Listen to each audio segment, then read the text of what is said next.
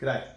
Today I'm going to be showing you in this video how to fit blow-off valves to a 300ZX or anything similar, and we're going to discuss whether it's a good idea or not, and we're going to see how it sounds.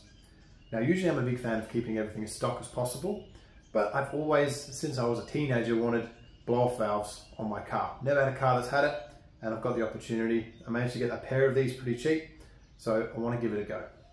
No doubt I will get sick of it and take it off and return everything to stock. That's the beauty of this job. We're not cutting anything or modifying anything. We can return to stock. Now the stock recirc valves look like this. Nothing wrong with them. I just want to see what this sounds like, see how it goes. So that's what we're going to do. I've gone with the Go Fast Bits Hybrid design. It's the T9235. You get all that you can see here to go full recirc, 50/50 or full atmosphere. Obviously, like I said, I bought a pair because you have to for a car like this with the V6. Comes with the fitting instructions, the blank for the recirc tube, everything you really need to bolt it in and give it a go. So it sounds like this. And hopefully I'm happy with that sound. I'll show you how the system works and why it may not be a good idea with a MAF sensor. And then I'll show you how to fit them, and hopefully it all goes well. Okay, in the interest of fairness, we need to discuss why this potentially isn't considered a good idea, especially amongst 300ZX groups. Now the reasoning is, these run a MAF sensor on the front, and they run two recirculating valves, being a V6 with two turbos. Now the MAF sensor's job is to measure all the air coming in to the intake system, and then judge how much fuel we're going to use based on the ratio we need to be consistent with the air coming in. So once that air is measured in the system, the computer is assuming that the air is staying in the system. This is where the recirculation valves come in. When we close the throttle and the air has nowhere to go coming from the turbos, this is what the blow-off valve is going to do in our case. In this case, currently as it is set up to stock, the recirculating valves, once the air pressure in this pipe here spikes, the recirculating valve receives a signal from the intake here. There's a small line. It opens and recirculates the air out of this pressurized side that can't go anywhere because the butterfly is shut, and recirculates it back into this pipe here, which is part of this Y piece here.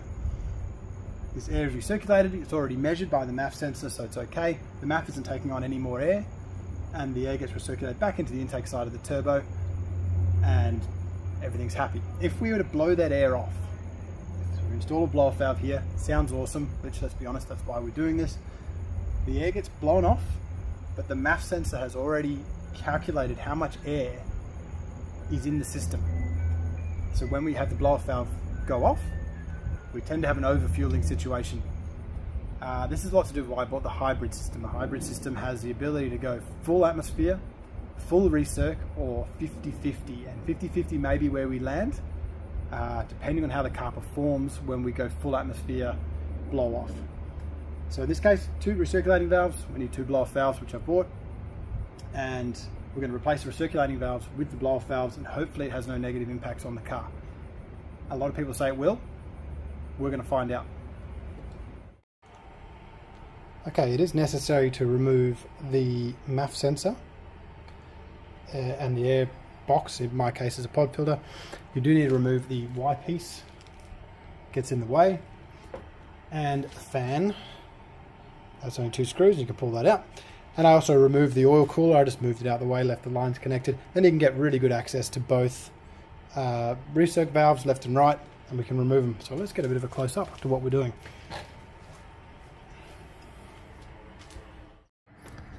Alright, so all we've got to do is loosen this one here.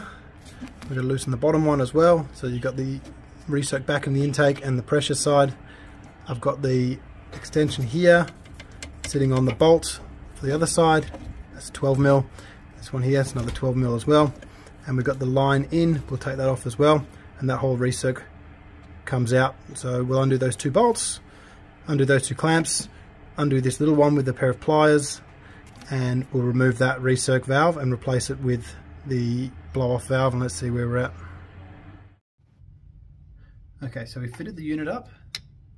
We've blanked off the recirc tube, which we may be tapping into if we want to use it as a recirc as well, or a 50-50, but we'll see how we go.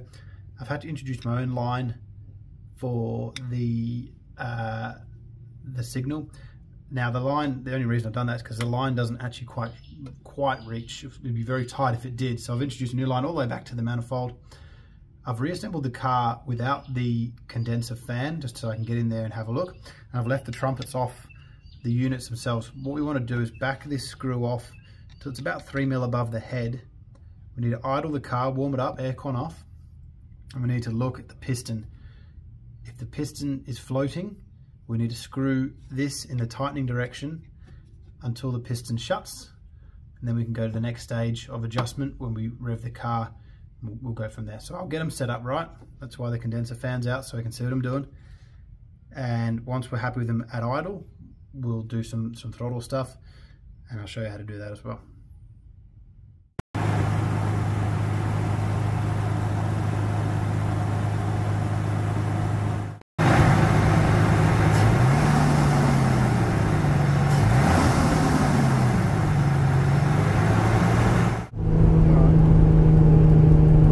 Second gear, let's see how it sounds.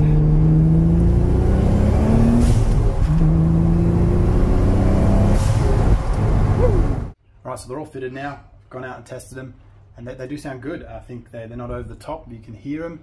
I'm not sure how they're going to sound in the video, but you can hear them pretty well, especially the windows down, but they're not over the top. It's good. What's left to do now is put the cooling fan back in for the condenser. We'll put the Y piece back in, the MAF sensor and the filter. We'll put the nose panel back on, and that's it. It's pretty easy. If we ever want to go back to the factory standard recirc valves, we can. It's very easy. I've kept all the bolts and just go straight back in.